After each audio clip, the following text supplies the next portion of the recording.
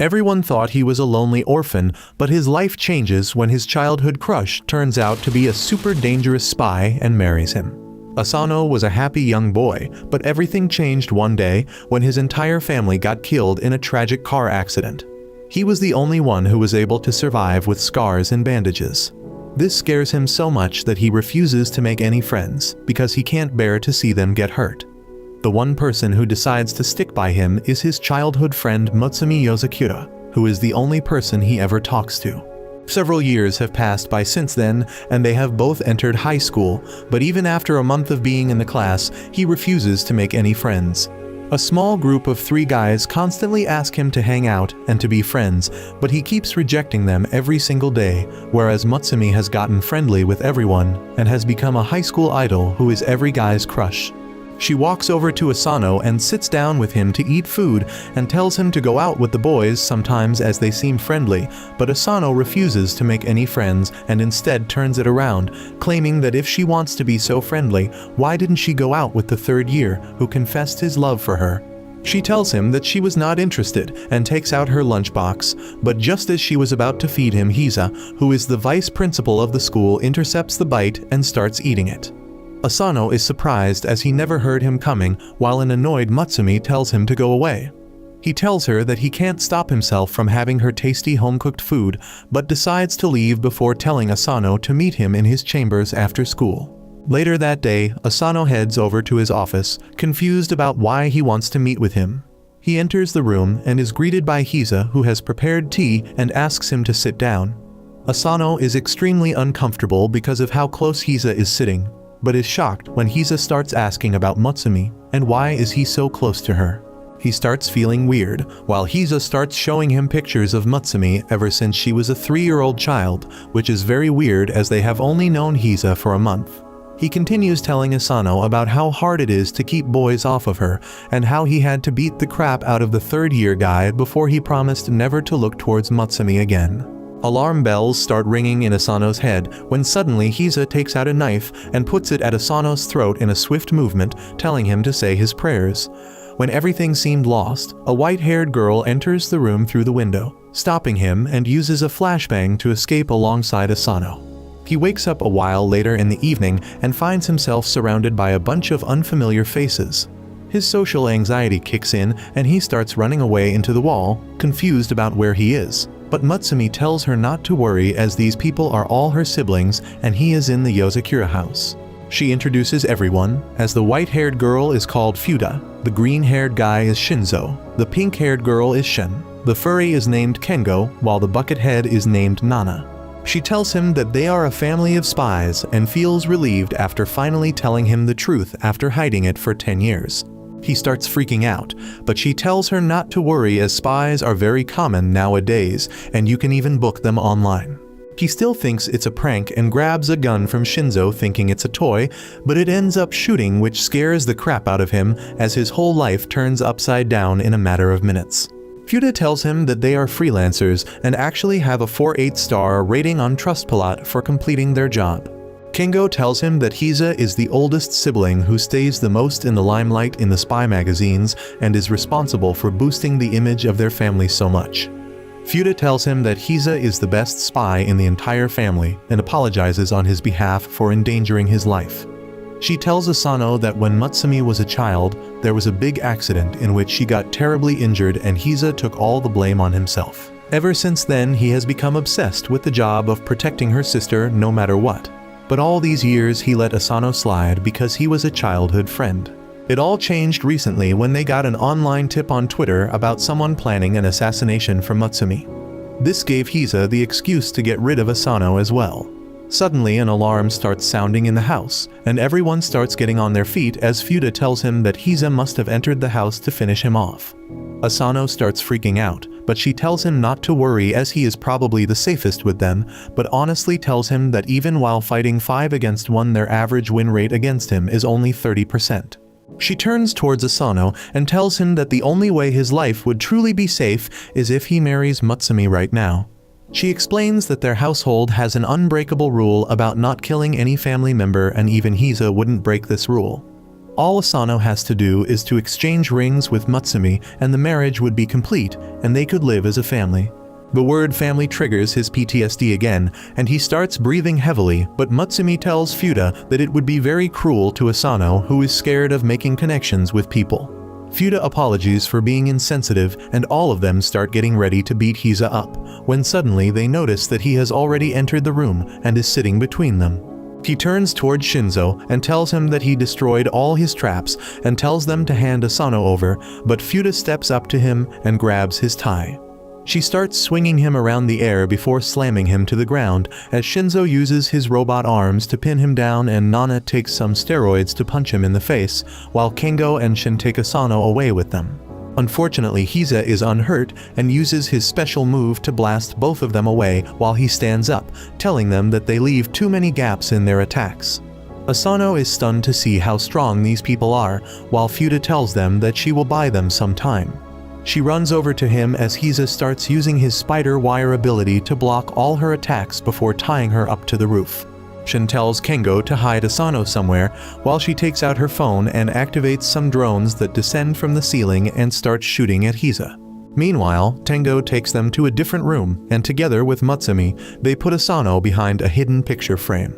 A little while later, Hiza enters the room after destroying all the drones without a single scratch on his face, only to find Mutsumi and Asano together in the room. He tells her to hand the boy over, but she starts running towards him with a gun alongside their dog. But Hiza is leagues above them and ties her up with her wires before removing her mask to reveal Tengo inside.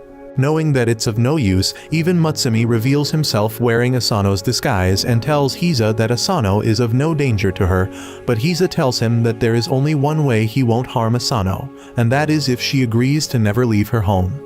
This catches her off guard as Hiza starts walking towards her, telling her that she will never have friends, never have any romances, any fun, and even will lose her internet privileges, but at least this will ensure that she will stay safe forever. He hugs her as she starts crying as she knows there is no other option, but Asano, who was watching everything through a peephole, reveals himself and tells Mutsumi that she doesn't have to do this. Hiza tells him to piss off as he has no use of him anymore, but Asano shouts at Mutsumi to give her the ring as he is ready to make her his family. Mutsumi cries tears of joy as she takes out one of the rings and throws it towards Asano, who jumps forward to grab it, but to their dismay, Hiza is much faster and uses his spider wires to trap both him and the ring at the last moment. Just when Hiza thought it was finally all over, Asano shows him his tenacity and strength by powering through the wires that cut his hands to shreds, but he grabs the ring and wears it on his finger, completing the marriage and officially becoming a family member as the others watch. Mutsumi hugs him tightly, while Futa tells a distraught Hiza that now he can't hurt Asano and will also have to train him so that he can protect Mutasumi at all times. Later that night, Asano gets up to return, and even though Futa offered to drop him back home, he refuses, and decides to head home together as he thinks Hize needs more mental support right now. He lays down on his bed, looking at his ring and thinking about the crazy day he has had before drifting into a deep sleep. The next morning, he wakes up by an alarm, and the moment he turns his eyes up, he spots Hize standing on top of him with a knife in his hands. He tries to shank Asano, but he rolls away just in time to protect himself, which impresses Hize as he claims it was just a friendly test. He asks what the hell is Hize doing in his home, and he replies that this is the traditional wake-up call of the Yozakura family. Asano rightfully thinks that Hize was just trying to kill him. But Hize claims that this is all part of his training because to be a spy, he needs to sleep while basically keeping his eyes opened. He then tells him to get ready for traditional Yozakura morning exercise and uses his wires to completely tie him up in the air. Meanwhile, Mutsumi was making lunch for the day and hears Asano screams, so she rushes up to see what's happening only to find him suspended mid-air, while Hize forces his body parts to stretch.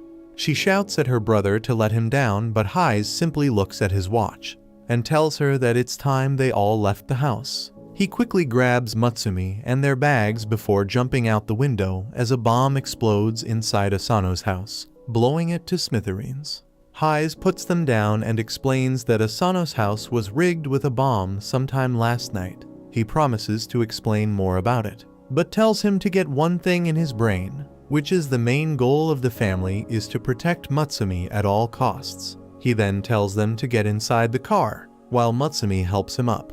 Inside the car, Hayes talks with Shinzo, who found out that the bomb was rigged inside the kitchen, which means that the target of the assassination was Mutsumi. Asano is very confused, but Hayes replies that information spreads very quickly in their lives, and the news about Mutsumi's marriage has spread like wildfire, and almost everyone knows about it. He is still confused and asks why would they target Mutsumi, and Hayes replies that the answer to that is very simple. He claims that Mutsumi is the 10th head of the Yozakura family. Hayes further elaborates about their family history, and over the years they always took part in espionage because their bloodline has a special power which gives the Yozakura family children superhuman abilities. According to him, in every generation, one of the Yozakura children are born without any superhuman abilities, and those have historically always been the head of the family. Hayes claims that even though the head doesn't have any supernatural powers, they are the only one who could give birth to children with superhuman abilities. This means that without the head, the Yozakura lineage and its superhuman people will simply go extinct, and that's why Mutsumi is the legitimate head of the family and the only person who can keep their bloodline alive, and gets a bit pissed off at the fact that such a loser ended up marrying her. Because their family is so old and famous, they have tons of enemies that want to eradicate the Yozakura family, and the best way to do it is to get rid of Mutsumi. While he was saying this, a car approaches behind them, and some people load and shoot a rocket launcher at them, which the driver manages to dodge in time. Asano gets scared, while Hayes seems completely chill, while their car gets shot at by multiple machine guns. He tells him not to worry as the car is bulletproof and tells the driver to go faster. The enemies give chase and take out a heavy-powered machine gun and start shooting at the limo. While Hayes calmly drinks his tea, Mutsumi tells him not to worry as their pet dog Goliath is the best driver around, which freaks him out even more, while the enemies shoot rockets at them. The sharp turns end up spilling Hayes' tea, which pisses him off, so he jumps on the roof and simply uses his wires to block all the bullets while the rocket guy shoots another RPG at him, which gets utterly destroyed by his wires. After styling on them, he throws his wires and cuts the pursuing vehicles to shred, making them explode, and comes back inside as if nothing happened. He tells him that he has married Mutsumi, which means it is now his responsibility as well to protect Mutsumi at any cost. He hands Asano a gun and tells him to kill anyone who he suspects and shows him the Twitter account of the person who rigged the bomb at his house. According to Hayes, he is one of the best bombers alive and is incredibly dangerous, but one flaw in him is that he is addicted to social media and basically exposes his plans himself. He tells Asano to take care of Mutsumi for the entire day as he has to attend to another job, and threatens to kill him if she even gets a scratch on her.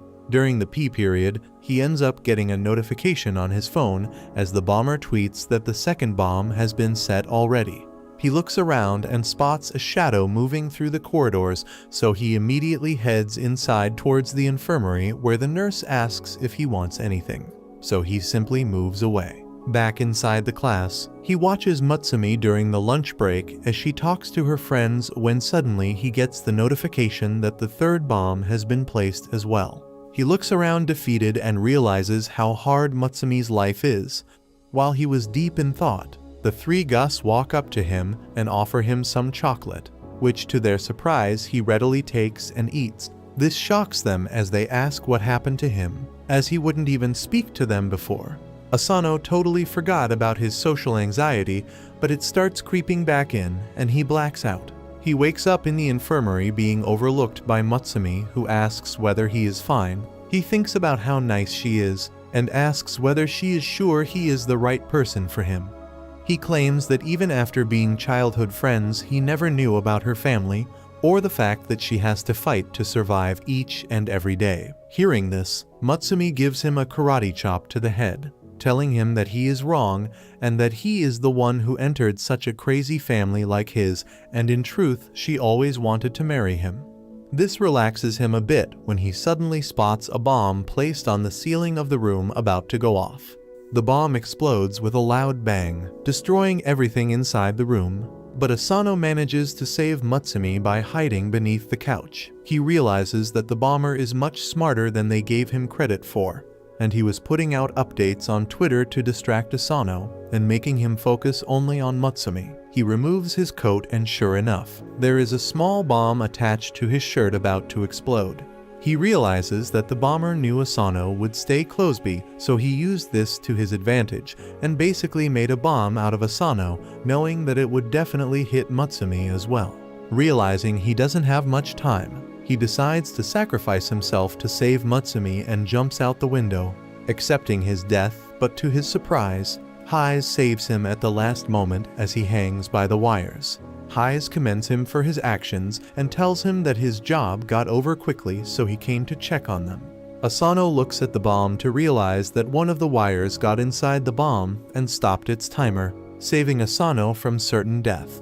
Hayes tells Asano that they are family now and family comes first. He promises that even though he hates Asano for marrying her dear sister, he would still give his life away to make sure Asano stays safe. He pulls Asano back inside, and while playing with the bomb, he tells them that their job isn't over yet.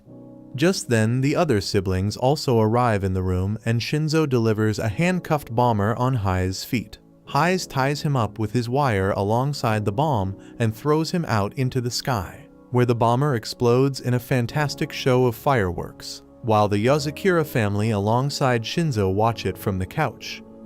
The next morning, Asano wakes up after having a nightmare in which he watches helplessly as Mutsumi gets kidnapped. After waking up, he feels a little groggy and ends up stepping on to the tail of the doggy, who gives him a nice love bite on the arm. He comes down and is immediately patched up by Mutsumi, who apologizes for the actions of the dogs and starts playing with it very cutely. This reminds him of how sad his dream was, and to make sure it never becomes the reality, he goes up to Futa and begs her to train him so that he can become stronger. He claims that he wants to be able to protect Mutsumi from every danger, as even last time he was barely able to save her by luck and would have died if not for Hayes. She tells him that he is naive if he thinks that he can become strong so quickly and shows him her strength, while explaining that she started training in all the different forms of martial arts when she was just 3 years old and went on her first deadly mission at 6 years old. This means that even for someone with Yozakura genes, it took 3 years to master the martial arts, but it would be much longer for a normal person. She tells him that he is naive if he thinks that he can become stronger just on the basis of his emotions, but is willing to give him a chance. She asks him whether he is willing to get into the Yozakura all-out training program, which is probably the fastest way anyone can get stronger. He gets excited, but she tells him to hold his horses, as she puts the condition that he has to stay here in the Yozakura household for a complete month, and only then his real training will start. He thinks it would be super easy as he just has to stay here, but the moment he gets up, a trapdoor activates, and he only barely manages to grab the edge as he looks down to see sharp spikes beneath. Futa comes to him and claims that she forgot to tell him, but the entire Yozakura household is rigged with deadly traps for spy training, so it's not going to be easy. But if he manages to survive, she will train him further. The next morning, he wakes up to the alarm sound of the ugliest looking bird, but because he doesn't wake up in time, a bomb ends up going off inside the room. He somehow manages to get out of the smoky room, but activates another trap as a flamethrower emerges behind him and starts burning everything in its way as he tries to run down the hall. He finally reaches the breakfast table where Mutsumi tends to his wounds, and he asks how does she manage to evade all the traps. She replies that the traps don't activate for her, which surprises him, but Shin explains that the traps are controlled by a computer, and once a person is able to dodge and disable all the traps, they get accepted as a house member by the computer and get the privilege to activate or deactivate the traps. She further tells him that normally a person can probably clear all the traps in 2 years, which is a very long time, but before Asano could argue, he starts feeling a pain in his stomach. Futa looks at him and explains that all the food in this house is laced with a small amount of poison to build the tolerance against it, which won't kill them, but will definitely give them diarrhea. He immediately gets up and runs to the bathroom, only to see that it is completely locked and won't open unless and until he picks the locks and cracks all the codes. From that day on, Asano's hellish daily routine begins, and while everyone else in the family is able to shut the bird down before it could explode, Asano ends up falling victim to it once again. The fridge is covered with lasers, so people need to be careful, but it isn't a problem for Shin, who uses her drones to get what she needs, or Futa, who uses her superhuman speed to get her drinks, but Asano ends up triggering the trap, which reveals a bunch of machine guns that shoot immediately. To turn the TV on, he needs to use a gun and shoot the power button on the remote.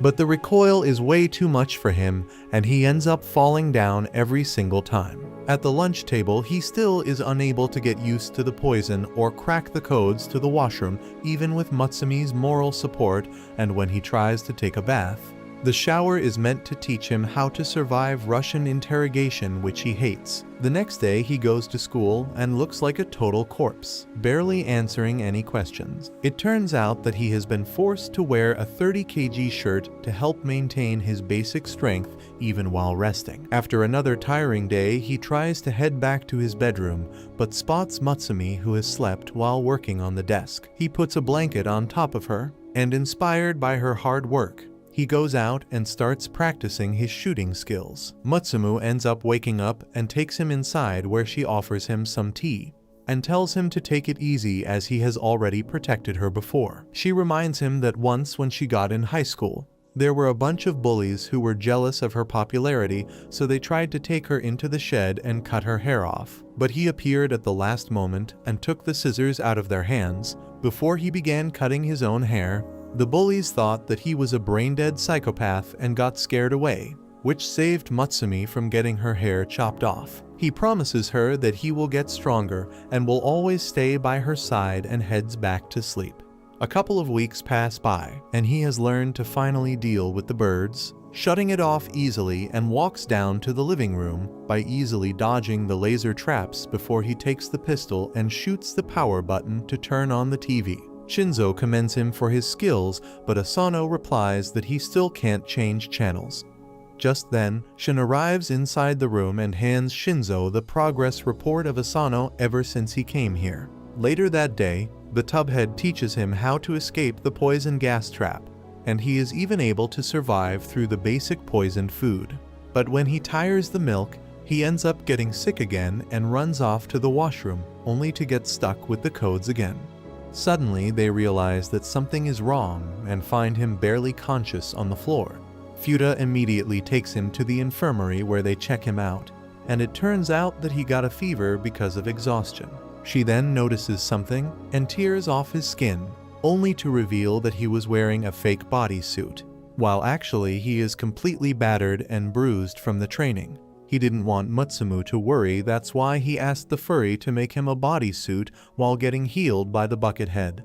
She tells him that his results were extraordinary and they couldn't have been achieved without training yourself to death. She tells him to chill out and hands him a book about coding. She tells him that he needs to be on bed rest till he has completely read the book, and only then he is allowed to take part in the training again.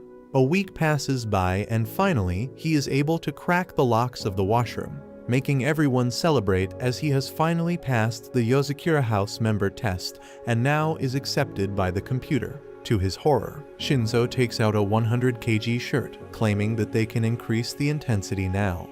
While Shin turns the difficulty of the traps from normal to hard, he realizes that his adventures are just getting started, as he has a long way to go before he can protect himself and Mutsumi from every danger.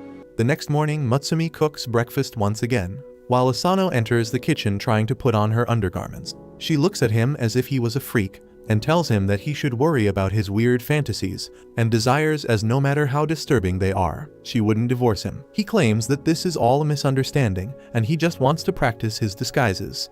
Suddenly, a beautiful blonde woman appears in the doorway, asking whether everything was alright. Asano doesn't know who she is, but Mutsumi immediately recognizes that it's Kengo with his disguises. He immediately starts smothering Asano, trying to weird him out, but Mutsumi tells him to knock it off and leave him alone. Just then, Haiz also appears in the kitchen and asks Mutsumi for a goodbye kiss before he leaves, and this was too much as she simply smacks both Kengo and Haiz on the head. Later that day, he meets up with Shinzo, who is about to go on a mission alone. Asano asks whether it's a dangerous mission, but he tells him that it's a low difficulty mission as he simply needs to find out information about a counterfeit money operation and it shouldn't take much time. Asano wishes him luck and leaves for the school alongside Mutsumi. While walking down to their school building, a ball traveling at a high speed almost hits Asano, but without even looking he grabs the ball and then throws it back with an incredible power. Later in the afternoon, both him and Mutsumi head on to the roof to have some lunch. When Mutsumi tells him that he doesn't know it yet, but his strength and skills have increased a lot because of the training. He walks so silently now that people are starting to call him a ninja. After that, she asks whether he is free after school today as she needs some help with her work. Asano obviously agrees and heads back home, where she sits down on her desk and starts stamping a horde of paperwork while telling Asano what to do, as he brings more and more documents, which she analyzes at a super high speed, and also finds errors and other problems in them. She makes Asano her paw and tells him to send emails to some of the investors to increase their stocks, while telling Asano to ignore the forged divorce papers that Hayes has created to try and break their marriage. While shuffling through the files, she notices that one of the reports by Kengo seems to be incomplete, and because he has done this several times before, she gets pissed and takes Asano into Kengo's room. The room is completely filled with his clothes to the brim where they can't even see anything. Mutsumi tells him to come out, and he magically appears on top of his clothes mound, while Mutsumi tells him to complete his report and submit it immediately. Kengo doesn't take her seriously and simply starts eating his sushi, while telling Mutsumi to stop acting like a grandmother. This pisses her off, and she grabs her handcuffs to lay down some Yazakura-style punishment. Kengo realizes that he is in danger and jumps out of the mound to escape the room. Thanks to his training, Asano has become faster and blocks his way immediately. But Kengo is smarter and forces him to drop his guard by becoming Mutsumi. He then runs past him outside, while an angry Mutsumi activates the hibernation mode of the house to completely bar it from the outside world as giant walls are erupted all around the house. She tells Asano that there is no way of escaping this house once this mode is activated. Meanwhile, Shinzo crawls through the air vents as he spots the giant operation being run by a millionaire who has already put 60% of his counterfeit currency in circulation. He travels through the ducts and realizes that these people are working with a highly intelligent person who designed all these safety measures. He puts on his Apple Vision Pro, and unlike in real life, his glasses are actually useful as he is able to see through the containers to find a bunch of fake money. He drops down the hatch to find a secret case, which he is able to hack, and gets the framed picture of a note, which might be very important. Before he could do anything though, an alarm is sounded and he starts running away. Back at the Yazakura house, Mutsumi starts checking all their rooms one by one. She goes into her room where she uses an infrared device to check for his signs, but doesn't find anything. Asano is awed at the amount of hobbies she has, as he looks at the painting she recently made. They then head over to Shin's room, who is busy playing a physical game which she is not very good at. They then head over to the Buckethead's room, who tells them that he will explode Kingo if he sees him. They finally head over to Heise's room, only to find the entire room covered with Mutsumi's pictures. Asano wonders whether Kengo could have escaped, but Mutsumi tells him that it's impossible with the house on lockdown. Suddenly, all the other siblings meet up with Mutsumi and Asano, asking whether they were able to find Kengo. When suddenly Asano hears something and turns around to see Kengo's face on Mona Lisa. As it turns out that he was hiding in the picture frame, Kengo immediately runs away and around a corner, while Asano follows him, but suddenly screams as he falls down. Mutsumi runs over to check on him, and finds him on the ground rubbing his head, as he claims that Kengi threw the frame at him and ran inside the cavity in the wall. Mutsumi shouts loudly, claiming that he must have found a way out of the lockdown made, and angrily makes her way back to Kengo's room, claiming that she will remove the lockdown soon. As soon as Asano enters the room though, she immediately handcuffs him and claims that she is not as stupid and knows that Kengo is impersonating Asano right now. She claims that there is no way to escape the lockdown, so Kengo must have switched places with Asano and hid him, in the hopes that Mutsumi will release the lockdown, after which he could run away. Kengo accepts his defeat and removes the mask, and together they start looking for the paperwork she needed. Later that day, Asano eats the curry made by Mutsumi, which is very tasty, so he asks for the secret ingredient, and Mutsumi replies that it's cyanide. Asano immediately starts feeling sick, and excuses himself to pick up a call. He picks the phone only to find Shinzo on the other end, screaming at Mutsumi for help. They get on a video call and Shinzo cries that he ended up getting in a gunfight, but he didn't expect so many guys, and now all his bullets are over and he has no weapons. She tells Asano that Shinzo is an extremely good spy, but he only depends on his weapons, and if he doesn't have a weapon, he becomes a super big wimp. She asks whether Asano can take his weapons to him, and he immediately agrees. He dresses up and carries a small bag as he enters the highly secure building and starts walking through the corridors. Unfortunately, he is not fast enough and gets caught by a guard who puts a gun to his head. He remembers his training and pushes the gun back before grabbing the arm in a lock as he pummels his face with his elbow. Hearing this, a bunch of other guards arrive at the scene. He slams one in the face with his knee, but gets caught by the other guard. The third guard tries to stab him, but his clothing protects him, as he punches him away before breaking the last guy's nuts to secure a victory. To his surprise, another guard arrives, so he quickly grabs his gun which Shinzo gave him, and uses it to shoot a massive electric bolt at him, which incapacitates him immediately. He finally finds Shinzo, who immediately holds on to him for dear life, and thanks him for the guns which he keeps rubbing against his face. Suddenly some more guards enter the room, but Shinzo's personality changes as he gets up and shoots all the guards within a split second before giving Asano the framed note. He exits the room and deals with all the goons with extreme ease as he shoots all of them down, before throwing a grenade at the last group and shooting it mid-air. He then takes Asano as they start exiting the building, but Asano ends up getting shot in the leg by a sniper. He falls to the ground as he starts bleeding out, while the sniper tells Shinzo to drop his weapons. Shinzo follows the commands to make sure Asano survives and drops the gun. But Asano remembers that Shinzo can turn anything into a weapon, if it has a good grip, so he throws a fork at him, which he grabs and shoots it at the sniper's barrel, causing it to misfire. This gives him enough time to grab his gun and shoot the adversary, saving Asano's life. By the time night falls, Shinzo starts walking back while carrying Asano on his back as he thanks him for saving his life. Asano thanks him back, saying that he would have been dead if it wasn't for Shinzo saving his life from immediate death. Meanwhile, a hobo enters another facility and beats every single guard there with a hammer, asking them for the location of their leader, but they all refuse to give away the location, so he bludgeons them to death as he takes out the picture of his next target, which turns out to be Asano. Several days have passed by since the freaky shootout incident at the factory with Shinzo. Asano's leg has healed quite a bit, and the new spy family member Asano walks down a street by the side of a lonely road. It is dark already, but he has a bright look on his face while talking to Mitsumi on his cell phone. She is telling him the backstory about a special Ferris wheel in their city.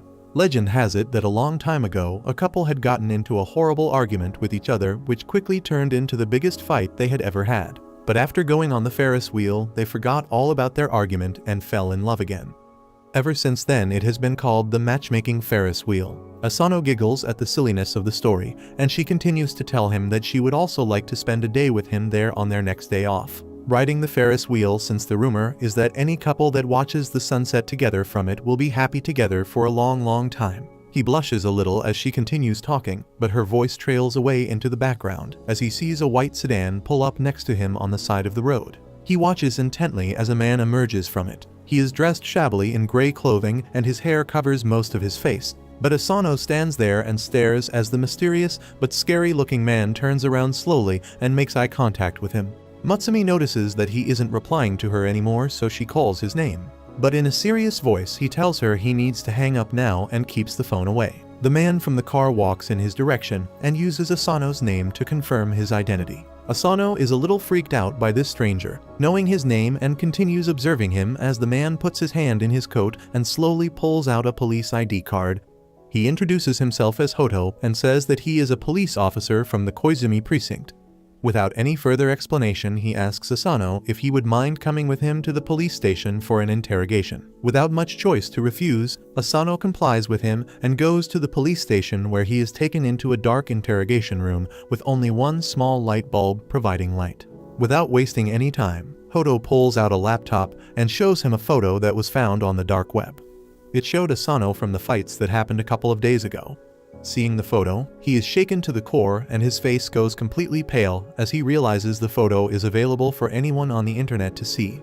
The Yuzakura siblings had assured him that they are very careful in covering up all the secret activities and missions that they engage in. So how had his photo reached the dark web? Hoto continues showing him more images which clearly show Asano using illegal firearms, breaking in and entering private, being involved in the car chase on public roads where Mitsumi's pet was driving the car, as well as being present when the ceiling bomb was detonated at his school. Asano thinks to himself that he wasn't actually behind half of these incidents, but he keeps his mouth shut when Hoto questions him and accuses him of all the crimes. Hodo goes on to tell him that he has had enough experience to know that a teenager cannot be solely responsible for such mega activities. So it is surprising that there is no photo or video evidence of any of his co-conspirators. He believes that Asano is working with a secret organization who partake in these activities on the down low. The police officer promises him that if he gives the valuable information, they will reduce the extent of his punishments for helping the police. He keeps forcing him to give up any secrets he knows and expose the people who he is working with. But Asano knows that snitches get stitches. He thinks of the Yozakura siblings, and with a fierce look in his eyes, he declares that he does not know anything at all. Hodo tells him to calm down and think it over carefully. He then pours him a glass of water, and without even trying to hide it, he opens a packet and adds a white powder-like substance to the glass. Asano watches him, and Hodo tries to cover up his actions by saying that it is just added minerals and nothing sus at all. However, the boy immediately identifies it as a truth serum and refuses to drink it. What Hodo lacks in being discreet, he makes up for in simple force. And before Asano has the chance to react, he grabs his face and pours the liquid down his throat. Thankfully, after having trained with the spy family, he is able to pull out the liquid into one giant bubble and spit it out of his mouth. When Hodo sees that the truth serum does not work, he directly resorts to violence by pulling out a hammer and smashing the table. Asano's reflexes kick in, and he is able to quickly move out of the way and falls onto a bag nearby. He sees a red liquid flowing out of it and assumes it is blood as Hodo confirms his fear and tells him that is a drug dealer who he recently unalived. He goes after him again and pins him to a wall with the hammer still in one hand. After giving him one more chance to give up some information, he begins to bring his hand down to bash up Asano, but Asano pulls away his hand and the wall gets smashed instead.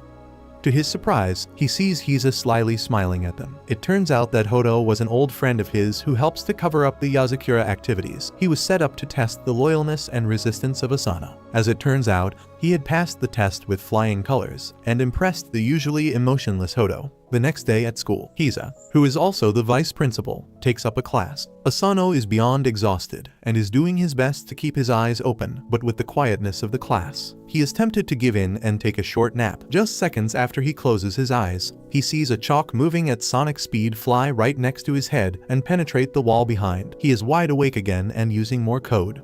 Hiza tells him that he needs to train to fight off the sleep because if he doesn't, he will send more chalks flying his way. Mitsumi tries to fight her big brother and stop him from overworking Asano, but Asano agrees to train his brain to require less or no sleep. Using the duster, Hiza releases a thick smoke that puts the rest of the class to sleep, but Mitsumi is saved by her gas mask. Asano falls asleep, but even in this state, his trained body is able to react instantly and block off any chalk sent his way. With his training going so well, Asano is sent on his first mission to an amusement park to find a couple who are allegedly carrying guns with them. He is tasked with discreetly uncovering them and taking away their weapons. As he sits at the park, Mitsumi appears and tells him that she will be joining him for the mission. He is thrilled to have her there and hopes that he can have a good day with her so she will see him as a good husband. They see three suspicious couples and one by one follow them on the various roller coasters and games. Asano keeps noticing a lovey-dovey couple dressed in matching clothes who keep doing romantic things for each other. He tries to take inspiration from them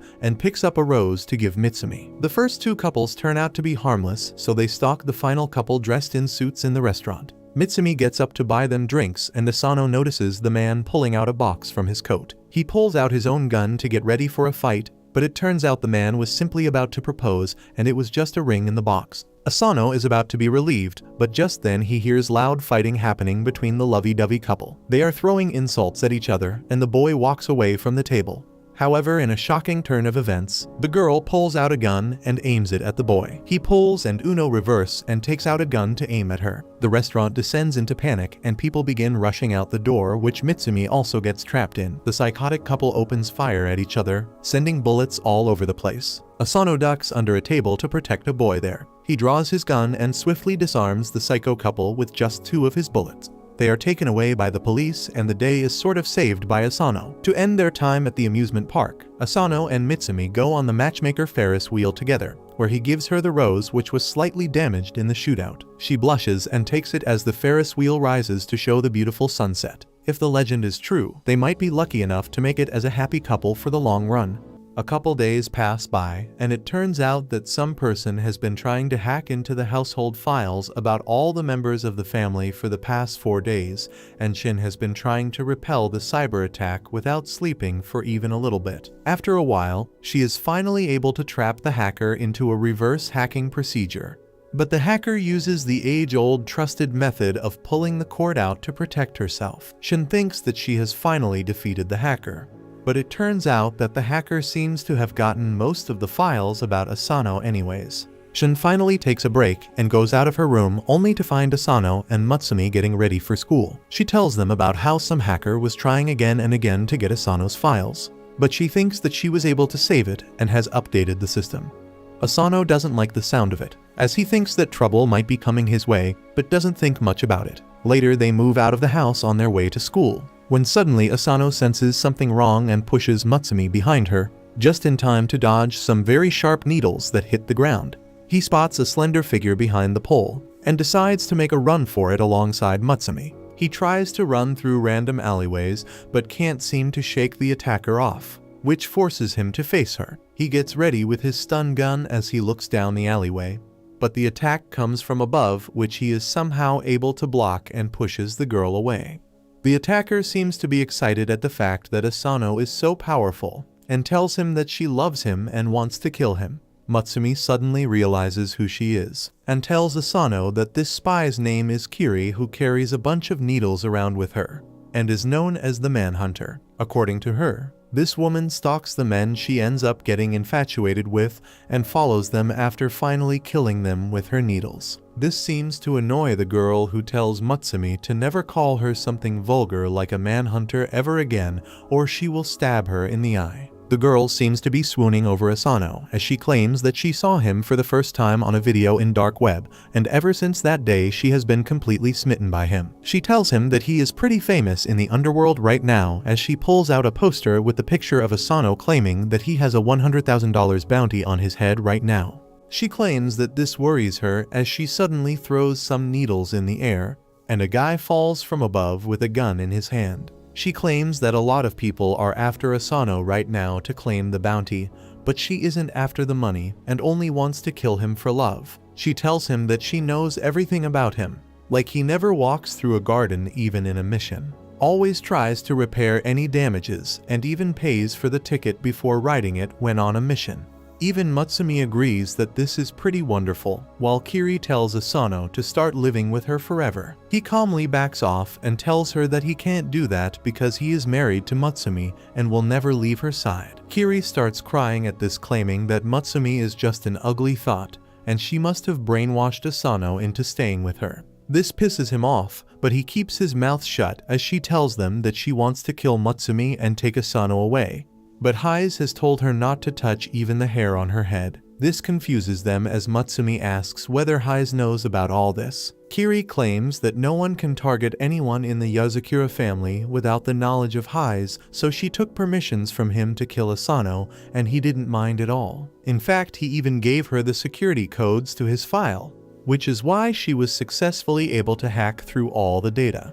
She then swirls around and showers them with needles, but they all land around them as she shows how capable she is with her weapons before telling Asano that she will see him soon as she jumps over the body of the attacker and walks away. Later in the class, the teacher announces the arrival of a new transfer student that turns out to be none other than Kiri. She gives a very warm greeting, and the guys already start simping for her. The teacher asks her to sit beside Asano, which scares him, and just as she was running over to the seat, she intentionally falls over and shoots a needle at him, which barely misses him as he uses a notebook to block the hit. Ever since then, his days became a game of trying to dodge the needles and make sure he stays alive. Kiri covers his entire seat with poisonous needles, puts a needle in her pencil. This all becomes a habit to him, and while eating lunch with Mutsumi, he dodges all of them without even looking. Even after all this, the entire cat and mouse game starts getting to both of them as they get tired of all this. Kiri cries on the desk as Asano blocks another one of her attacks, so out of frustration, she throws a lot of her needles in the air that get stuck in all the classmates, knocking them out. She tells him that this technique allows her to control anyone, and she commands the entire class to subdue Asano. He doesn't want to hurt random innocent people and ends up getting captured while Kiri gets ready to finish the job. Thankfully, at the last moment, Matsumi intervenes and tells the stalker to knock it off. But before they could talk, the window opens and the assailant who Kiri knocked out before jumps in with a handgun and fires a shot at Kiri. Thankfully, Matsumi pushes her out of the way but ends up getting grazed by the bullet herself. This pisses Asano off, who pushes everyone from top of him and shoots a stunning bullet at the attacker, quickly dispatching him as he runs to check on Matsumi. Kiri seems to be confused at Matsumi for trying to save her, but she replies that she is glad that someone apart from her is able to see how great Asano is, and this makes her really happy. Soon she becomes inseparable from Matsumi and makes her new goal to kill Asano so she can have Matsumi all for herself. This bothers him, but Matsumi tells him to think of her as a little sister and nothing else. A couple days later, Shin ends up calling Asano in her room and claims that she wants to play some games with him, which will also be a part of his training. Matsumi tells him that Shin takes her games very seriously, and last time when Shinzo tried to play with her, he had to stay up 3 nights in a row before he simply got knocked out. Asano starts playing the game where Shin takes the lead and starts destroying the enemies, while Asano gets the hang of it. Soon they get to the final boss, which turns out to be a steam engine which needs to be stopped. They mash the keys as hard as possible, and soon are able to clear the level as the engine stops. Suddenly the news comes up and a reporter exclaims that a train that was hijacked by some people containing hundreds of innocent lives just got stopped all by itself, and all the hijackers were found unconscious. This makes him realize that Shin simply converts real-life missions into games where there is no extra lives and no retries. This ups the pressure a little bit as they head off for the next mission, which turns out to be even more dangerous as a group of terrorists have taken a helicopter with the intent to 911 it into the nuclear power plant and create another Chernobyl. She tells him to try his very best as she starts maneuvering through the complex landscapes and attacks the enemies. Meanwhile, Asano is unable to find a way to move through the obstacles and keeps getting stuck to a point where he ends up glitching out and starts phasing through walls and doing all kinds of weird stuff. Shin ignores all this and starts making her way up to the final boss, and after jumping in the air, she delivers the killing blow to the boss, eliminating it entirely. Surprisingly, the match isn't over yet, as the terrorists had a plan B, and they initiate hundreds of drones all at once to destroy the power plant. Even Shin thinks that this might be out of their hands, but Asano uses his craftiness and revives the boss with a potion before using it to kill the hordes of enemies. They also get aided by Kiri, who joined from her own computer, and together they destroy all the drones, winning the game and stopping the terrorist attacks. Shin, however, is not pleased at the fact that Asano was taking advantage of glitches, so she forces him to play with her for 2 nights straight, after which he gets knocked out as well, wondering what his next mission will be. A couple days pass by, and one morning, while Asano was doing his GigaChad training as he did weighted push-ups with 500 kgs on his back, he gets a call from Nanao, who claims that he needs help. Asano asks what's up, and Nanao claims that he is currently on a top-secret undercover mission in an evil lab where scientists are trying to make bioweapons. He claims that they have already created a pill which, if explodes, can instantly kill everyone outside in a 10 km area. This is all pretty serious for Asano, but Nanao talks about it as if it's an everyday matter. He tells Asano that he used his chemicals to make the entire lab sleep, but he doesn't think it would be safe for him to bring the potent bioweapon outside. So instead, he decides to gulp it down like a champ and claims that a human body has a lot of natural defenses, and his body especially is very good at dealing with things like this and will probably easily neutralize it. The only downside to that is that he immediately starts feeling very sleepy and starts acting like a drunkard. He tells Asano that he needs him to come and fetch him from this secret lab, as he can't let the scientists and the security find him while he is sleeping. Asano immediately asks him about his location, but he only provides him with a half-assed location before falling asleep. Asano gets worried and immediately dresses up before leaving for the lab location. He somehow manages to get inside the general location of the lab, but he finds it a bit weird because this all seems way too easy till now and he has seen no one. He turns around the corner and finds a bunch of guards just unconscious on the floor while he moves through the area with his gun pointed ahead. He T-ranks whether this is all Nanao's doing, but he doesn't think that this is the way Nanao does his job. He moves through the area when suddenly he hears a guard, but before he could deal with him, a weighted chain strikes the guard and knocks him out. Immediately, two young men come out of the shadows who seem to know Asano as they ask whether he is also here on a mission. The green-haired guy named Sui walks up to Asano and introduces his yellow-haired friend as Oga and claims that they both work for a government intelligence unit. Asano remembers hearing about these government spies who are supposed to be top class in their jobs, unlike many of the freelance spy groups. Sui claims that they were sent to neutralize the lab and asks Oga whether he can hear anything. Oga seems to have superb hearing as he immediately senses the enemy. Sui starts walking ahead wishing Asano good luck for his mission, but Oga has other plans as he grabs Asano, claiming that they could need some allies. Asano doesn't know how to feel about this makeshift alliance, but he at least knows that they are not his enemies as they breeze through the guards, dispatching them with exceeding ease. They finally make their way through the inner lab and Asano immediately enters to find Nanao laying on the ground. He checks on him to find out that he is still alive, but seems to be in a bad condition when suddenly the chain flies towards Nanao. Thankfully, Asano instantly swats it away with his knife, which breaks on impact and also hurts his arm.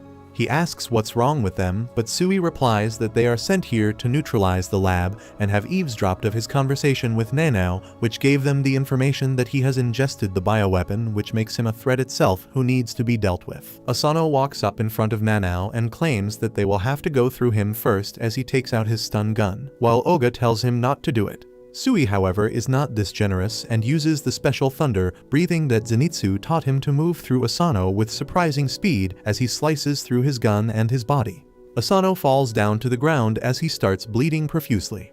Oga seems to be pretty pissed at Sui for this, but the green-haired lad tells him to keep his emotions in check as he walks over to kill Nanao. Asano collects whatever strength he has left and begs Sui to leave Nanao alone, but Sui has no such intentions as he takes out his sword. Suddenly, Nanao wakes up and tells them that he has already neutralized the toxins and they can check the results of his sweat on the test patch.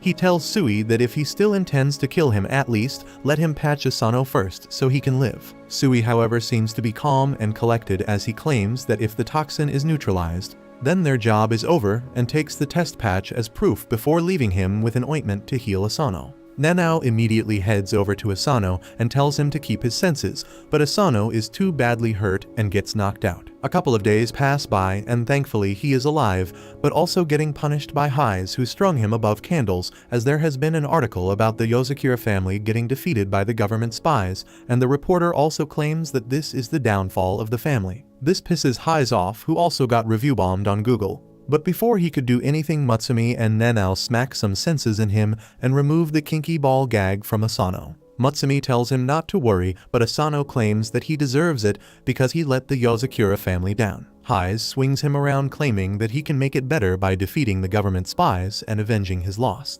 He claims that they have special skills that make them the best of the best, and a battle of spies is about intel, so he needs to steal intel from them. The next day, Asano starts tailing Sui, who uses his sword to shred a delinquent's clothes before he walks near Asano and asks what he wants.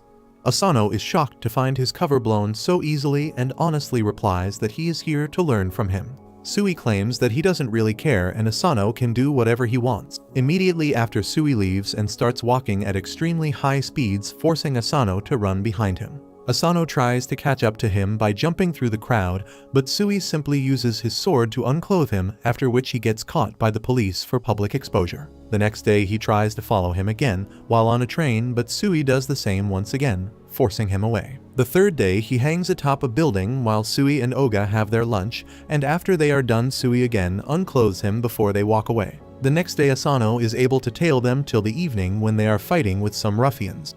Asano also helps by getting rid of them, which impresses Oga, but Sui again tries to unclothe him, only this time Asano manages to dodge it a little bit and manages to save his dignity by making sure his pants were still there.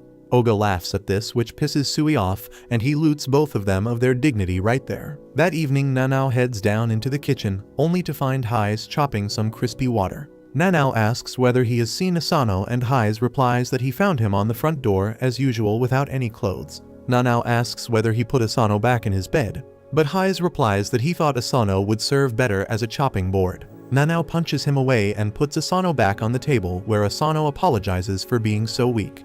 Nanao tells him that he is a very cool person because he always does things in his own unpredictable way. This suddenly makes him realize something about Sui, and he goes on to tail him another day. This time he manages to do so for a full day, and by the time night comes, Sui attends to his last task of cleaning a gravestone and commends Asano for being the first person to tail him for a full day. To give him the proper respect for that, Sui claims that he will treat Asano as an equal and finish him off. He takes his sword out and attacks Asano once again like so many times before.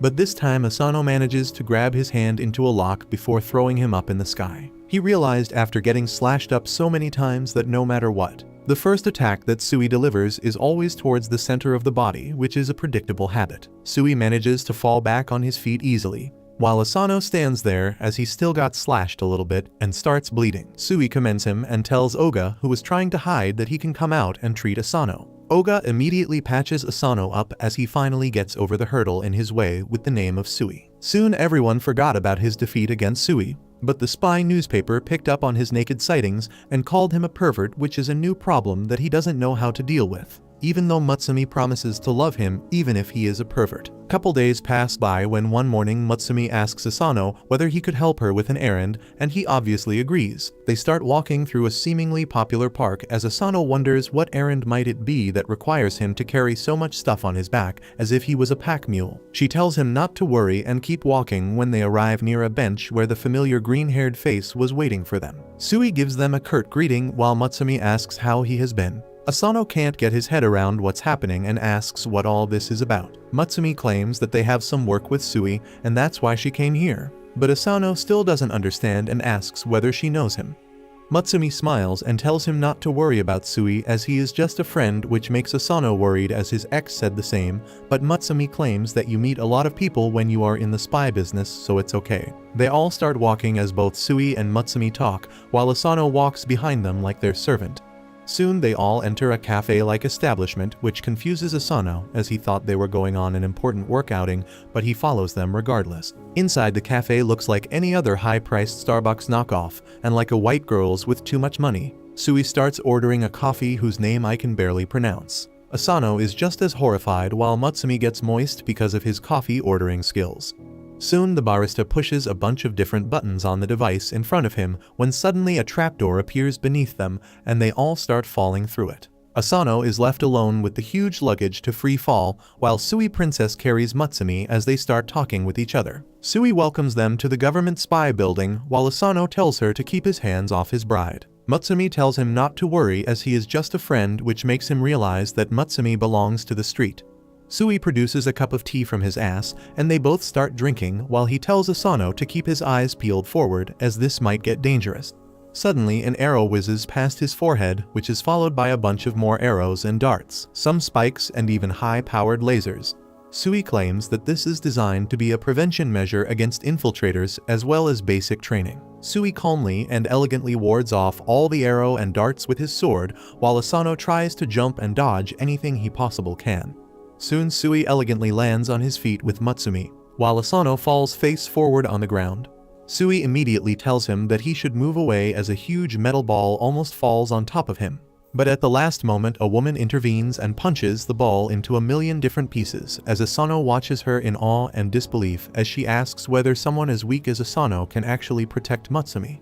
They all sit down, and it turns out that the entire bag that he was carrying was filled with sweets as they wanted to have a tea party here. The woman eats an entire cake while Sui takes small bites. But Asano is still not completely normalized as he watches them, unable to understand what's happening. Mutsumi finally explains that the woman is named Rin, and she is the classmate of Hai's, but they never liked each other and were always at odds. The one thing that they both seem to share, however, is their love for Mutsumi as she starts coddling her before moving over to Asano, claiming that she wanted her married to a strong man who could protect her without fail. She tells him that Sui explained their encounter and called him a turd face, but Sui corrects that he called Asano a dirtbag who is extremely weak for a spy. Mutsumi, however, comes for his defense and tells Rin that even if he might not be as experienced, his soul and will is just as strong as Hai's. Before they could do anything else, though, the walls start shaking and break from one side entirely, and from the fallen debris and dust, Hai's walks with his suit, angry at them for stealing Mutsumi away without his permission. Rin steps up and starts walking towards him, as she tells him to come later as they are having a tea party, but Hayes has heard enough and tries to slash her with his wires. Fortunately for Rin, she is strong enough that a single punch of hers completely demolishes his wires, but they are both hell-bent on fighting each other. They get ready and the fight starts as they start trying to attack, block and counterattack all at the same time with such quickness that Asano could barely see their hands moving, just by the intensity of the fight. The entire facility starts breaking down, and a red alert is alarmed for the employees to immediately evacuate the area. Mutsumi tells Asano that it happens every single time, which shocks Asano, while Sui tells them to stay back as he will try to break their fight off. He jumps in with surprising quickness with his sword drawn, but he is no match against these monsters who immediately use their abilities to swat them away as they continue their fight. Suddenly, Mutsumi jumps ahead and stands in between them, forcing them to stop. But it is too late as both Hayes and Rin realize that they can't stop their attacks at this point, which will hit Mutsumi. Thankfully, Asano comes in clutch and shoves her head down at the very last moment, getting hit in the face by both the punches himself that knock him down into Mutsumi's arms. Everything goes silent as Mutsumi speaks up very calmly and tells both of them that if they don't stop their fight right this instance, she will never talk to either of them again. This immediately brings them in line. But Hayes is so scared that he ends up getting knocked out cold while Rin falls to the ground and apologizes to her. She then looks at Asano and commends him for taking that attack, while Mutsumi smiles, claiming that he is strong even if he doesn't look that way. A little while later, when he comes back to his senses, Rin tells him that she has a job for him as she wants him to do some undercover investigation against one of the most prominent politicians. While Mutsumi ties Hayes up, Rin explains that the name of the politician is Kiro, and he has a lot of swing in the public right now and will probably win the next election. This wouldn't have been an issue, but it turns out that this man is truly evil, as everyone thinks he is just a quirky politician who wears weird clothes and dances in his rallies. But he has top-class spies working for him named Red, Blue, and Yellow, who are basically his sword, and they go out to extort, bribe, and even murder the opposition for him. The government spies have been trying to find more info about him for a while, but all they found was a very small bomb which was probably bought from outside the country in order to assassinate the opposition leaders. They figured out who was the seller of the bomb, but when they interrogate him, he simply provided the video of his anonymous buyer. Asano watches the video in surprise as it's clearly the politician, but Rin tells him that it's not enough evidence to incarcerate him. He asks why is he being chosen, and she replies that they have been spying on him for a while, and he now has his guard against the government spies, but he might not be expecting an outside spy who recently joined one of the freelancing families. She tells him that they will need to change his looks a little bit, and immediately Sui chops his hairs off while Mutsumi colors it black and makes him wear a secretary uniform. He looks at himself, horrified to find himself as a crossdresser who catfishes people. Rin tells him that Kiro has recently posted an advertisement for a secretary with the same features and he will definitely hire him. The plan works, and at the very next public appearance, he introduces Asano in front of everyone as his new personal secretary. They all keep dancing as loud music plays behind when suddenly a bunch of protesters move on stage and start shouting that Kiro is nothing but a tyrant, and if left unchecked, he will become a dictator. After that, everything went to shit as scuffles started breaking out and chaos ensued. During that time, one of the huge woofers ended up getting knocked over and were about to fall on top of one of the protesters. But to everyone's surprise, Kiro runs ahead and takes the damage while saving the protester. He claims that the public is everything for him, and he wants people to come up with arguments against him, as that is the only way he could better himself and his party. This touches the heart of the protester, and they shake hands as everyone around cheers on for him. Soon an ambulance is called, and the bloody-faced Kiro is placed on a stretcher. He tells Asano to head back to the office while he gets inside the ambulance alongside the spies. The moment he was out of view, he takes out his bandages and celebrates his little media stunt, which is already going viral on the internet. He praises Red for placing the woofer at the perfect position to fall and asks Blue about the statistics and public perception, only to find out that people seem to like him more after his staged heroic deed. Unbeknownst to them, Asano was listening to everything as he snuck inside and decides to start looking for his actual illegal activities. He searched through his document and everything present in their office, and was practically with them all the time, but still he wasn't able to find even a single piece of document that was illegal. Surprisingly enough, they kept continuing their illegal activities throughout their election campaign with superb coordination. But Asano can't understand how, as they never make any plans or talk about anything illegal. All they do is dance around all day and make his life miserable. Suddenly, he remembers their dance and the patterns in their rhythm. The realization dawns upon him that all this while they were making plans right in front of him through the use of Morse code, but he never caught on to that. Suddenly, he starts listening to their code and finds out that they are planning to plant a bomb inside tomorrow's conference where the current prime minister would be. They plan on committing this terrorist act tomorrow while he was still there so that it would all look like it was done by an outside entity. He planned on faking some injuries on himself and then making a declaration about how he will save the country and take revenge on the terrorists. Asano hears all this, and the next day when everything falls in place, Kiro tries to blow up the bomb, but to his surprise, nothing happens inside. Instead, a bomb goes out in the fountain. As Asano was unable to neutralize it, so he threw it outside. To his shock, Kiro seems to know about this as he brazenly takes out his gun and shoots Asano in the head, claiming that he has another bomb. He activates the other bomb to kill the witnesses, but it turns out to be filled with cotton candy, which catches him off guard. As Asano gets up as well since Kiro's gun was changed and it only had paintballs in it, he takes out another gun alongside his spies. But Sui enters the fray and chops off their guns, which scares the spies who run away. Leaving Kiro alone, he grabs another gun, but Sui simply unclothes him and hands him over to Asano to transport him to their facility. While in the van, Kiro starts telling Asano that he knows each and every detail of his life, before claiming that his family didn't die in an accidental car crash. This catches him off guard as Kiro continues that the accident was orchestrated and in fact it was the work of some men because of which he lost his family. Asano loses high mind for a moment as he points his gun at the politician and tells him to divulge all the information while Kiro laughs. Knowing that his plan worked, Asano again asks him how does he know about his family, and Kiro refuses to answer that question. However, he gives him a piece of advice, saying that the world is littered with hidden truths. Suddenly, Asano gets a call from Sui, who tells him that they have an emergency. The deputy prime minister has been abducted, and his condition is being live streamed from an unknown location. The deputy prime minister at the meeting turned out to be a fake, and Sui believes that Kiro planned all that in advance. He wants Asano to interrogate the politician and get him to cough out the location of the deputy prime minister. Kiro hears all that, and he says that the timing is quite convenient because he was also planning on going to the kidnapping site. Suddenly, his restraints come undone, and Asano can just stare at him while he drops his earring. The earring turns out to be a bomb that blows away the whole van with it. Meanwhile, in the Yozakura mansion, Nanao is experimenting on a new chemical, but he messes up and creates a huge explosion. Matsumi comes rushing to his room with a gas mask on and asks if he is fine. Nanao apologizes for damaging the room, but Matsumi remarks that he is in worse shape because his muscles are growing out of proportion all over his body. After that, Nanao resumes working and tells Matsumi that he is worried that Asano might come home terribly injured, which is why he is trying to create a very effective healing potion. He asks Matsumi if she is not worried about him, and she replies that she is also very worried. She has prepared a grand feast to welcome Asano home after he completes his mission. She believes that even if he is hurt after the mission, eating all this food will instantly heal him, and Nanao wants to disagree.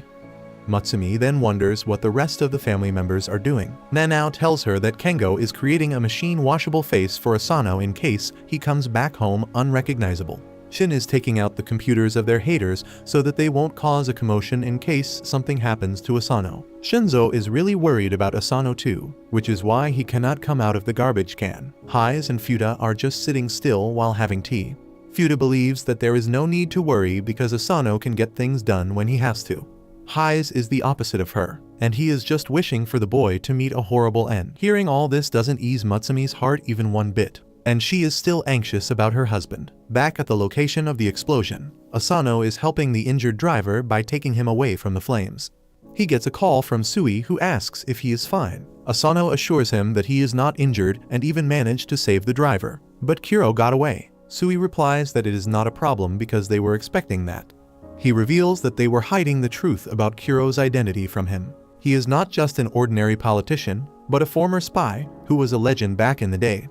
Everyone thought that he died 6 years ago, but he then started a second career as a politician. That is why they deliberately had loose security around him this time so that they could figure out what he was planning. They have placed a GPS on Kiro, and Sui tells Asano to return home because his mission is complete now. On the other hand, Kiro takes off the blindfold of the deputy prime minister before taking a seat next to him.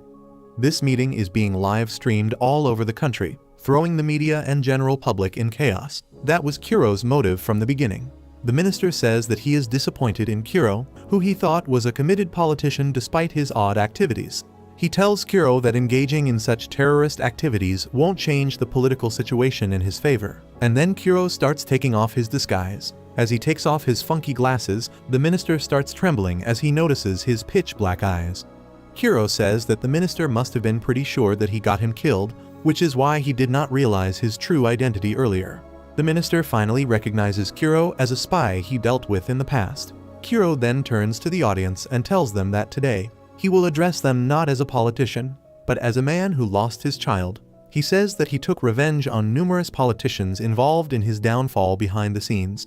However, the deputy prime minister was the biggest culprit, so he wants to deliver justice to him in front of the entire world. Kuro points his gun at him, asking if he will tell the world the truth and end his political career, or will he refuse to answer and die. The minister scoffs, saying that it is a stupid idea to ask politicians to speak the truth, and Kuro decides to end his life. However, the stream gets cut off abruptly, as Asano arrived there on time and shot down the recording device. Kuro is pleased to see the young spy here, but Asano tells him to let the minister go. Kuro refuses, knowing that Asano can't shoot him because then the minister will also be caught in the fire. He fires at Asano's hand, forcing him to let go of the gun. However, Asano uses this chance to close the distance between them and grabs Kuro from behind. Kuro was ready for this, and he simply grabs Asano and slams him to the ground. He knows all about the weapons and fighting techniques used by the Yasukura family, and takes the steel wires from Asano's pocket and ties him with them. Asano wants to know how can Kuro know about it, and he replies that it is because he is great at gathering information and using it to his advantage. Asano asks him why a spy like him turned into a politician and deceived the public. Kuro replies that he has no interest in politics, and he did everything just for the sake of revenge. Asano is curious now, and Kuro tells him that because of his excellent abilities, he was very valued in the political world. He often used to do the dirty work of politicians, but when he went home, he was just an idiot father who loved his daughter. He put on the funky wig and glasses to entertain his daughter on her birthday, and she just laughed at him trying to act like that. She told him that if he wanted to surprise her, he should have not sent the gift in advance. Kuro didn't know what she was talking about, and the girl pointed at a box in the corner that suddenly exploded, taking their entire house with it. Kuro lost his daughter because of the explosion, and he could only cry for her. He realized that his masters had decided to dispose of him now that he had done everything for them. In that moment, he swore to get revenge on them and let them feel the same pain he had felt. That is why he faked his own death and became a politician to get revenge. Kuro claims that once he became a politician, it was quite easy to use his achievements and reel in his targets close and kill them. Kuro points his gun at the minister, saying that he is the last one left now. Asano suddenly lunges towards him, but Kuro's 3 spy guards come there out of nowhere and stop him. Kuro tells Asano that he can't win against them by himself. He adds that since Asano is also someone who has lost his dear family, he does not want to hurt him. Instead, he proposes to tell him everything he knows about his family's death if he steps back now. Asano is tempted, but he tells Kuro that he wants to know about his family, but not if it means someone else has to die. Just then, Sui arrives there, and before anyone can even realize it, he has cut a huge hole in the floor. The 3 lackeys and Sui fall through the hole, and he asks Asano to deal with Kuro and rescue the minister. Asano attacks Kuro, who easily blocks his knife that has poison inside it. He knows about it, and stabs Asano with the knife, causing his muscles to go lax, and he cannot fight back. Kuro hits him away, and Asano lies on the floor bleeding. He tries getting up again, but Kuro tells him that it is of no use. On the other hand, the 3 spies ask Sui if he really thinks that he can defeat them. They show their special abilities. Red specializes in using fire, blue in using high-pressure water that can cut through anything, and yellow in electricity that can fry any computer and any brain. They act like Power Rangers, saying that together they are unbeatable. Sui is impressed by their confidence, and he decides to reveal his trick to them too. He tells them how his trick allows him to move really fast and silently, which is greatly helpful in battle. The 3 spy brothers combine their powers and send a giant elemental ball towards Sui, who uses a special Demon Slayer type move to slash through it in one go. He even defeats the 3 brothers in the same move, and then decides to back up Asano. However, he suddenly feels a presence behind him and swings his sword at it instinctively. There is nothing there, but Sui is sure that someone very powerful was there just a moment ago. Back on top, Asano gets up somehow, and Kuro talks to him about how the pain of losing one's family never truly goes away. He tells the boy that he cannot change anything about his life or his current situation. Asano admits that he is right, but then he remembers one day when he went to pay respect to his parents' grave. Matsumi was praying by his side, and that gave him a lot of strength. With that in mind, Asano charges towards Kuro, who is confident that he knows about all the techniques or weapons he can use. However, just as Asano reaches him, he uses the silent stepping technique of Sui and appears behind Kuro before he can even realize it. Kuro wonders how Asano knows about it. It turns out that Hise had already warned Asano about the dangers of fighting a pro, because they would always know everything about him. However, that feeling of having all the knowledge can be efficiently used against the pros, because then they lose their ability to deal with the unexpected. He had told Asano that he doesn't even need a perfect or refined technique to take a pro by surprise, because anything that surprises the opponent will work. Asano reaches behind Kuro and grabs his arm, cracking open the antidote to the poison hidden in his teeth. Kuro tries stabbing him with a knife again, but he blocks the attack with a hard synthetic skin on his arms. Kuro loses the knife and pulls out his gun, but Asano is already too close to him to let him take a shot. He pushes his hand back and then jams the gun with a slime. Kuro pulls out his second gun, but Asano chops it using the steel spider wire and then pins him to the ground. Kuro realizes that his excellence in gathering information turned out to be his downfall. He praises Asano, saying that he will become a great spy one day. Until then, he must keep moving forward. Out of respect for his actions and determinations, Kuro decides to share all his information with him. He grabs Asano's hand and puts something there, but before he can tell him about his family, he is shot in his neck. Asano is stunned because he didn't even hear a gunshot, and there should be no one behind him to take the shot. With his last breath, Kuro tells Asano to keep moving forward and then loses his consciousness forever. Sui comes there just then and realizes that another assassin must have silenced Kuro. He tells Asano to be proud that he completed his mission against a much more experienced spy. However, he can only look at the paper slip that Kuro left him. Turns out that the paper had a map which pointed to the location where Kuro had buried his daughter. Asano goes to her grave to pay respects to her as per Kuro's last wish. After that, he puts his hand in a tiny hole in the tree and takes out a box that contains the information he is looking for. Later, Asano returns home, where his family is eagerly waiting for him. Matsumi runs to hug him, and everyone tells him that he did a great job. While there seems to be something bothering him, Asano can smile when he is with them. A couple days later, Rin calls both Asano and Matsumi to her headquarters, where they all sit down as Rin congratulates Asano on completing his mission successfully, and tells him that today they are going to celebrate by having hot pot. Everyone sits around the table, while Rin puts an ungodly amount of rice in Asano's bowl, before claiming that she will get everything ready for the hot pot. Asano asks Sui what is she talking about, and Sui claims that every time she arranges for a hot pot, she goes all out and captures and hunts all the animals with her own bare hands before bringing them here to eat. She walks towards a huge cluster of dead monstrous animals, bigger than herself, as she thinks which meat should she use first. Sui walks up to her and tells her that he will chop it up to size for her, so she allows him to do so. He calmly walks up before taking his sword out, and with single elegant slash of his sword, he cuts every single animal to size, perfectly ready for the hot pot. The amazing smell of food covers the entire room, as Asano grabs a bow and starts taking out some soup alongside meat and veggies and hands it over to Matsumi like a total gentleman. Matsumi really likes it and thanks him from the bottom of her heart as she takes the bowl.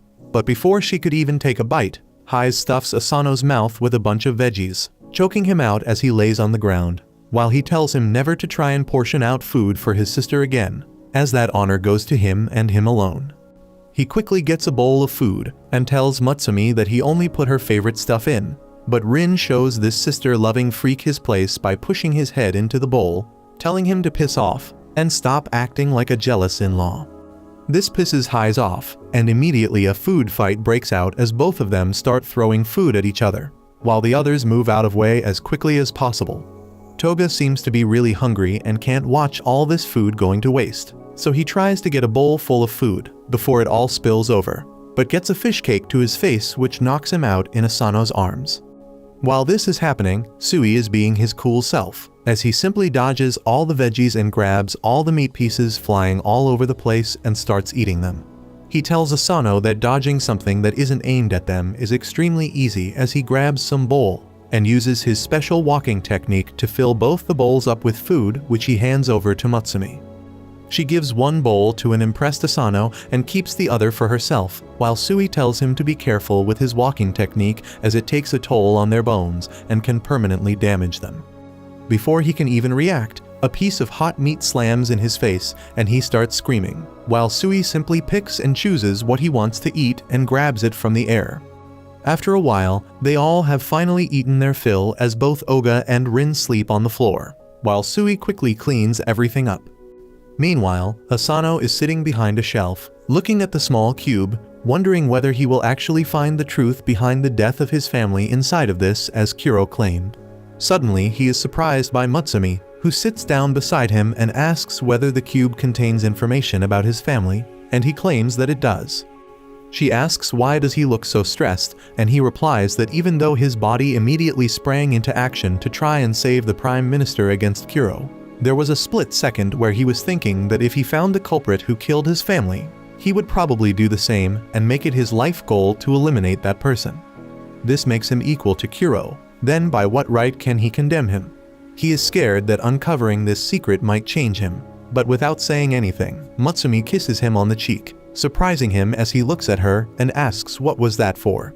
She smiles and claims that she just wanted to comfort him a bit when she realizes that the cube ended up opening and a marble falls out of it.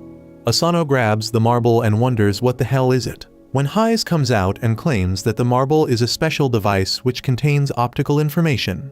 But when he looks at him, Asano realizes that Hayes must have seen Mutsumi kissing him as blood is pouring out of his eyes as he gets ready to evaporate Asano. But thankfully Rin grabs him from behind and tells Asano to run away quickly.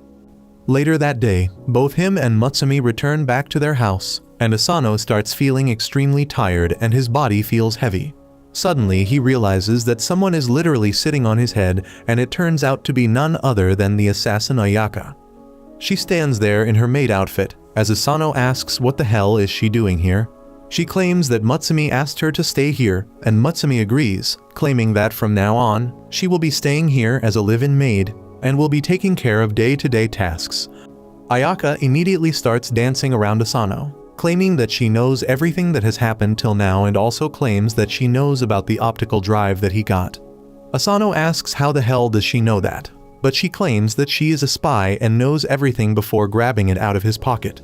Asano tries to take it back, but Shin enters the room with her sleepy eyes and grabs the marble from Ayaka's hand as she studies it and claims that not only is it extremely old, but it is also a bit damaged. She tells him that it will take quite a lot of time to get the data out of it, while Mutsumi calls Ayaka over to teach her how to make some good tea.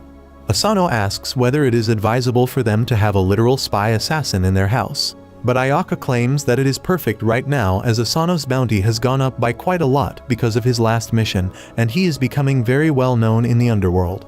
Because of that, there will be a lot more assassination attempts, and he needs to be ready for that. To make sure that he trains, she will be trying to assassinate him on a daily basis while he tries to evade her attacks. She throws a bunch of forks at him, while Asano thinks about what kind of life is he going to live from now on. Later that evening, he is so tired by the training that he is unable to move as he lays down on the table, while Mutsumi offers to make him some tea. He thanks her but claims that he wants to take a bath first.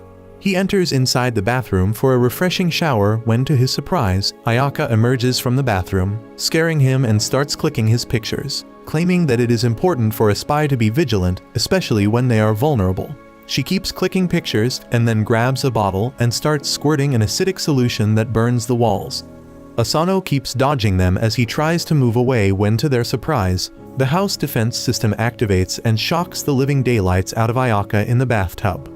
This was not anticipated as she tells him not to come near, otherwise he will get shocked as well. Asano tries to find a way to save her when he breaks the wall and finds the main power outlet. Without a second thought, he jumps into the tub and grabs Ayaka while grabbing the power supply with his other arm. Ayaka tells him to leave her, but he continues trying and manages to short the power supply, creating an explosion, after which he stands on top of Ayaka on the ground. Unfortunately for him, Hayes finds him in this scandalous position and grabs a prehistoric torture device because no man should even look at another woman if he is married to Mutsumi. Asano starts running away as Hayes chases after him alongside Ayaka, who has fallen for Asano once again as they chase him naked through the house. A couple of days pass by when Asano starts going on his regular mission once again. One such day he forgets his phone, but when Mutsumi tries to hand it over to him, she notices someone named Kaoru calling him. He immediately grabs it out of her hand, claiming that it's no one before cutting the phone and moving outside. Mutsumi doesn't know what to make of it when Ayaka appears behind her, scaring the shit out of her, as she cries claiming that these are the signs of cheating. He goes away early, comes back late, switches off his location sometimes so that no one can track him, gets calls from unknown people, and also manages to evade her when she tried to follow him. She claims that these are clear signs of cheating, but Mutsumi trusts him and tells her not to worry. The next day, Mutsumi takes Goliath out for a walk alongside Asano and tells him that she is really happy to spend some quality time with him as he has been really busy recently. Asano smiles at this before he starts asking questions about what breed is Goliath. Mutsumi claims that he is not a normal dog as he has been around for hundreds of years in the Yuzakura family and was even a guard dog to her great-great-grandmother. She claims that he is a special mix between a mystic wolf and a dog, which makes him able to change shape.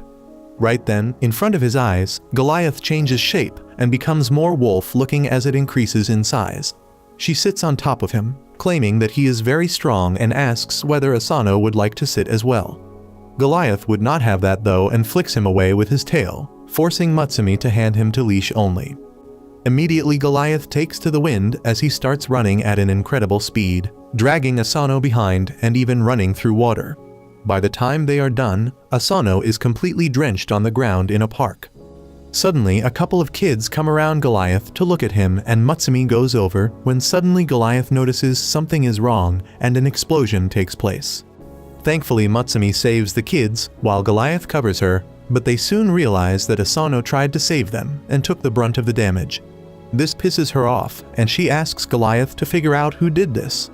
Goliath immediately sniffs the detonator and maps out a route through the city to find out where it came from. It turns out that some weird third-class joke imitation planned all this to try and kill Mutsumi as he sits in his mom's basement and looks at his computer, surprised to find her still alive. Suddenly, Goliath breaks through his door and enters inside before killing him in an instant. Later that evening, Asano gets a call, which he immediately hides and claims that he needs to return back to the house. Mutsumi doesn't ask much questions and tells Goliath to take them back. But to their surprise, this time Goliath allows him to sit on his back as he takes them home. Back at home, he gets immediately attacked by Ayaka, who accuses him of cheating, and hearing this, even Hize comes over to torture him. Before they could do anything though, two people enter the room, claiming to be government spies who claim that there have been a misunderstanding and Kaoru is the name of the old man. He takes out the special dark sweet tea leaves which Asano wanted to get, as he claims that Asano simply wanted to get Hize's favorite tea leaves, which are extremely hard to find. For that he went through countless missions to retrieve the ingredients, but wanted to keep it a secret. Hize can't believe that a guy who he antagonized so much would do something like this for him, as he almost chokes himself out of shame. Later that evening, they all sit down and have some amazing tea as they discuss about the future plans for the Yuzakura family. If you liked this video, make sure to subscribe for part 11.